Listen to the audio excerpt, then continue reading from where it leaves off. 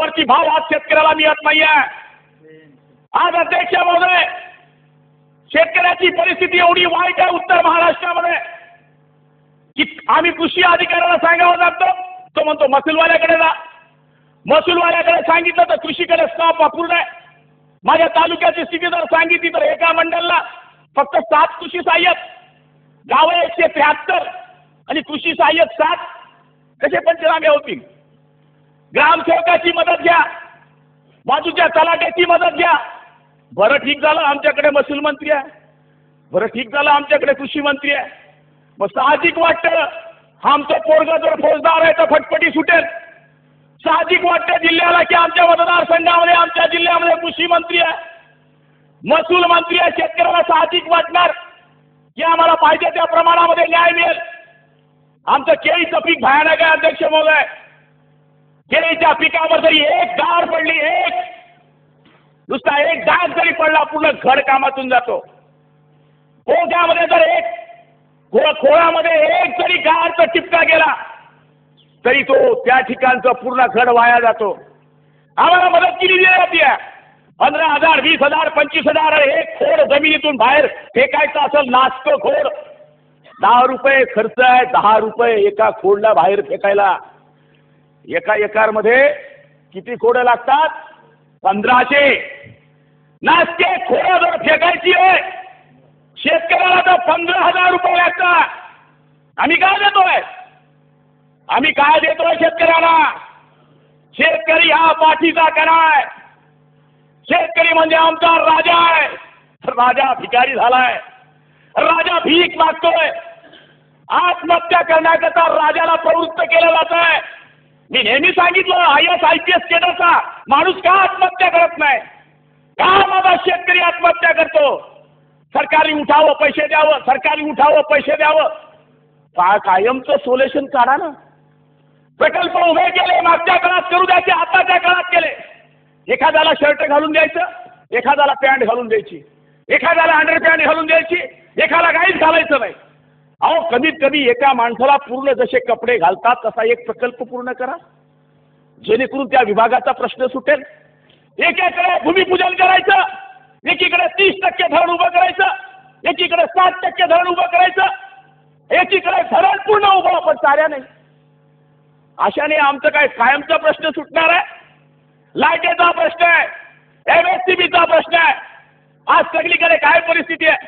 मुख्यमंत्री महोदयाचं आम्ही अभिनंदन करतो। 5 लाख सोलर पंप आमच्याकडे मिळणार आहे आणि 5 लाख सोलर पंप आल्यानंतर शेतकऱ्याला वाटायला लागलंय की चला बुवा काहीतरी आता आशेचा किरण आहे। विदर्भातले आमचे माननीय मुख्यमंत्री आहे, तुमचं ना आमचं सेम आहे।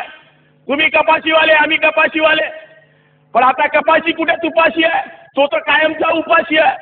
अध्यक्ष महोदय, आज आमच्याकडे आपण पाहिलं असेल की मुख्यमंत्र्यांनी पंचनाम्याचे आदेश दिले। आम्ही कलेक्टरला सांगावं काय आदेश आले काय? नाही, आम्हाला वरतून आदेश नाही। मी तर सांगेल की असा काही TR काढा मुख्यमंत्री महोदय। अहो पंचायत समितीचा सभापतीचा कोण असतो? PA म्हणला किंवा सचिव तर तुमचा व्हिडिओ असतो। अरे आमदाराचा पण सचिव तुम्ही तहसीलदार करून टाका। सांगायचा अर्थ असा आहे की असं काही प्रशासन मजबूत करण्याकरता आमदाराच्या हातात तुम्ही ताकद द्या। तो कोणत्या पक्षाचा आमदार असं नाही। माझा असं एक विनंती आहे आपल्याला, तहसीलदारांचा ऐकत नाही। कोण तहसीलदार? कसला तहसीलदार? अहो 3.5, 4 लोकांतून निवडून आलेले आम्ही आमदार।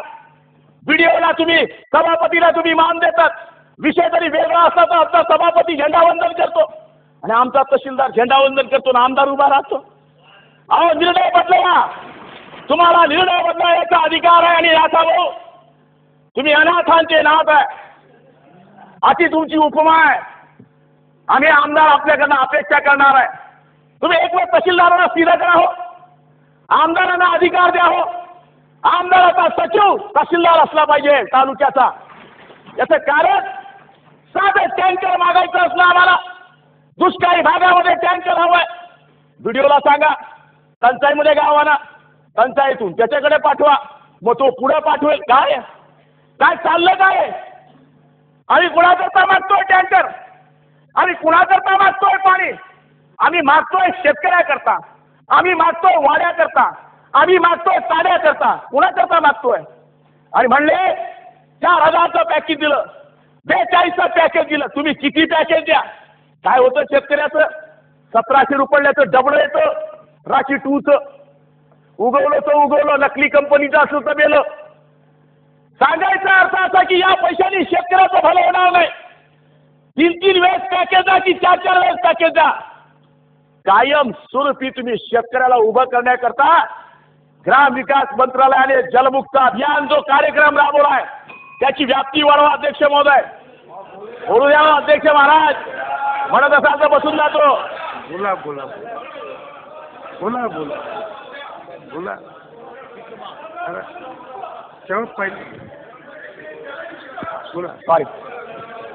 जलमुक्त अभियान, जलयुक्त अभियान, जलयुक्त अभियान जो कार्यक्रम राबवला गेलाय त्याची व्याप्ती वाढवली गेली पाहिजे. अध्यक्ष महोदय, त्याच्यामध्ये आम्ही नियम घातले. टँकर फीड गाव पाहिजे. 4 वर्षापासून कोणत्या गावात टँकर गेलं? 5 वर्षामध्ये कोणत्या गावामध्ये टँकर गेलं? माझी तर ताईंना विनंती आहे, तुम्ही हे पाहू नका ताई. तुम्ही देताना एक विनंती आम्हाला करणार, तुम्ही टँकर फीड गाव पहिल्या प्राधान्याला घ्या. पण आमची विनंती आहे की आम्हाला जिथं पाणी अडवण्याची क्षमता आमच्या शेतकऱ्यामध्ये आहे, जिथे आम्हाला वाटतं की आमदारांना इथं आम्हाला पाण्यापासून काम करायचं आहे. मी मागच्या भाषणामध्ये पण बोललो की तुम्ही आम्हाला एक स्पेशल ग्रँट द्या, 50 लाख, 1 करोड रुपये प्रत्येक आमदाराला, की तो पैसा फक्त पाणी अडवण्याकरता वापरला गेला पाहिजे. विहिरी पुनर्भरण करण्याकरता वापरला गेला पाहिजे. तो पैसा जिथं जिथं छोटे नाले वाडे पाहत आहे, जिथं जिथं पाणी अडवता येणार आहे त्याच्याकरता पैसा द्या. अध्यक्ष महोदय, तुम्हाला धरणाची गरज नाही. साधे तुमच्या नद्या वाहत आहे, नदी जोड अमुक जोड हे माहित नाही आम्हाला. आम्हाला माहिती आहे जे पाणी वाहून जात आहे 7-7, 8-8 फुटीचा एक बंधारा द्या नदीवर. बघा तुम्ही शेतकरी भीक मागायला येतो का तुमच्याकडे? अरे आमचा शेतकरी टँकरला पाणी टाकतो विहिरीत कपाशी लावायला, पाणी टाकतो. अध्यक्ष महोदय, 2000चं टँकर घेतो दादा. सगळ्यात जास्त ठिबक सिंचनचा जिल्हा आमचा आहे महाराष्ट्रामध्ये. जेवढं ठिबक सिंचन राबवलं जातं त्याच्यातून 44% ठिबक आमचा जळगाव जिल्हा करतो. अहो आम्ही एक टँकर आणतो भास्करराव, विहिरीत टाकतो. विहिरीत टाकून रात्री 12 वाजता लाईट येते. 12 वाजता आम्ही शेतात जातो आणि त्या टँकरनं आम्ही कपाशी लावतो. कपाशी आम्ही रोज सट्टा खेळतो. शेतकरी रोज सट्टा खेळतो. आज आकडा येईल, उद्या आकडा येईल, येत नाही त्याचा आकडा. शेवटी डबडं घेतो पॉयझनचा आणि मरतो. अध्यक्ष महोदय, एका वर्षामध्ये जळगाव जिल्ह्यात 327 शेतकऱ्यांना आत्महत्या केल्या. लाज वाटते आम्हाला लोकप्रतिनिधी म्हणाला. छत्रपती शिवाजी महाराजांचा फोटो लावलाय, महापुरुषांचे फोटो लावले, त्यांचे आत्मे बघत असतील आमच्याकडे. वारे रयतेचे राजे. एक राजा होता, तोंडाला मुष्ट बांधल्याशिवाय घोडा बांधावरून जात नव्हता. आणि एक राजाला वाचवण्याकरता जो शेतकरी राजा आहे त्याच्याकरता आम्ही एवढे राजे येऊन बसलोय, त्याला आम्ही वाचवू शकत नाही. अरे आम्हाला ठोस द्या. ती विमा कंपनी निघाली, हैदराबादला हवामानाचं मशीन, म्हणजे डोक्याला जखम आणि मांडीला मलम. हैदराबादला मशीन, त्या हवामानाचा अंदाज कुठला सांगता? जळगावचा. अरे हैदराबाद 700 जळगावहून. सर्कल वाईज हवामानाचा अंदाज द्या ना. 65 मिलीमीटर पाऊस पडला पाहिजे, इतके वारे वाहिले पाहिजे, अमुक झाले पाहिजे. जलमुक्त अभियान, जलयुक्त अभियान, अमुक अभियान सगळं आम्हाला मान्य आहे. पण शेतकऱ्याला आता तुम्ही पेरणीला काय देणार आहे मुख्यमंत्री महोदय? आता तुम्ही उभं केलं त्याला. लग्नाचं प्रमाण चेक करा जरा. उत्तर महाराष्ट्राचं लग्न करत नाहीये शेतकरी मुलींचं. पैसा नाहीये खिशात. सावकार कर्ज देत नाहीये. उतार्यावर पूर्ण भरलेला आहे. काय करणार आहे? आज आपण सगळेजण एकजूट होऊन 15 वर्ष आम्ही काय केलं, 10 वर्ष तुम्ही काय केलं? तुम्ही केलं नाही म्हणून तुम्ही तिकडे बसले आणि आम्ही इकडे बसलो. उद्या आम्ही केलं नाही तर आम्ही पण तिकडे बसू.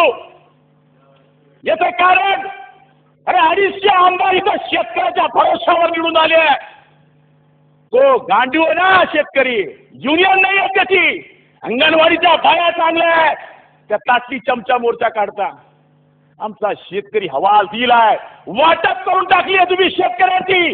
केळीवाला, ऊसवाला, संत्रावाला, कपाशीवाला, मोसंबीवाला एकजूट नाही होऊ शकत तो. ज्या दिवशी एकजूट होईल ना, सगळे आमदार पुढे पळतील ना, शेतकरी काठ्या घेऊन मागं पळेल. अध्यक्ष महोदय, शेतकऱ्याला वाचवण्याची गरज नाही, राजकारण करण्याची गरज नाही आहे. वाटप करू नका शेतकऱ्यांमध्ये. विमाचे काय, एक हो आपल्याकडे JDCT बँकेने विमा काढला. एका विभागामध्ये 388 रुपये विमा. किती? 1010 प्रमाणे कापला. एका विभागात 388, 3088, एका विभागात 2088, एकीकडे किती? 630. एकी कॅन्सर विभागामध्ये 630, धरणगावला 880, उतरांना 530 आणि मुक्ताईनगरला 3880. कारण आता बोल म्हणजे कंपनीवाल्यांनी आता घोड काय करावा? विनोदाचा भाग किंवा विकेचा भाग सोडा, पण विभागामध्ये सुद्धा विमा कंपन्या आमच्यावर केवढा अन्याय करतात, यांना आम्ही समजवण्याची गरज आहे. सगळ्यांचा पिकाचा कपाशीचाच विमा आहे ना. सरसकट जर 2000 तुम्ही मुक्ताईनगरला देताय ना, तर 2000 तुम्ही धरणगावला पण द्या ना. इथे 880, इथे काय Y1 लावली होती, तिथे काय राशी 2 लावली होती, इथे काय S4 लावली होती. एक जातीचा तुम्ही विमा काढलाय, एक जातीची भरपाई द्या ना. आमच्यामध्ये विभाग करून टाकले, आमच्यामध्ये तुकडे करून टाकले. शेत आला, बाप दाखव, तुझा बापाचं प्रूफ दे. 3 प्रूफ बापाचे द्यावे लागतात. कोणी माणूस आहे का खोट्या बापाचं नाव सांगेल? म्हणजे काय परिस्थिती आहे शेतकऱ्याची. बँकेत मी बापचं नाव सांगण्याकरता प्रूफ द्या, मी सांगतो ना माझा बाप आहे, विषय संपतो ना तिथं. या बारक्या बारक्या गोष्टींवरून अशिक्षित शेतकरी 3 वेळेस बँकेकडे जातो, वापस येतो आणि ते पैसे मिळत नाही. म्हणून आम्हाला विनंती आहे, आता या वर्षाचं सोडा, पुढच्या वर्षाला शेतकऱ्याला तुम्ही काय देणार आहे ते बोला. पैसा देऊ नका त्यांना. तुम्ही माफ माफ माफ हे शिकवू नका. एक वेळचा ठोस कार्यक्रम करा. धरणं नका बांधावं, नवीन नाला अडवा, पाणी अडवा, वीर भरा, शेततळे द्या, बघा उठतो की नाही तो. एक शेततळ जर मजबूत बांधलं ना अध्यक्ष महोदय, 8 महिने तुम्हाला पाणी नाही आलं तरी ते शेततळ तुमचं शेत वाचवू शकतं. याला प्रचार प्रसार आणि इमानदारीची गरज आहे. म्हणून अध्यक्ष महाराज, आता इथे काँग्रेसचं राज्य राहू दे का, राष्ट्रवादीचं राहू दे का, शिवसेनेचं राहू दे का, भाजपचं राहू दे, उद्या शेतकऱ्याचे जर तुम्ही कामं केले नाही तर तुमचे 75 तिकीट कार्यक्रम आटपलेला आहे. तुम्ही कोणत्याही पक्षामध्ये राहा, तुम्ही ज्या इमानदार काळ्या आईच्या सेवा करणाऱ्या शेतकऱ्याच्या मागे उभे राहिले नाही तर खचितच तुम्ही पाप करताय असं माझं स्वतःचं मत बसतं. म्हणून अध्यक्ष महाराज, शेतकऱ्याला वाचवा. अध्यक्ष महाराज,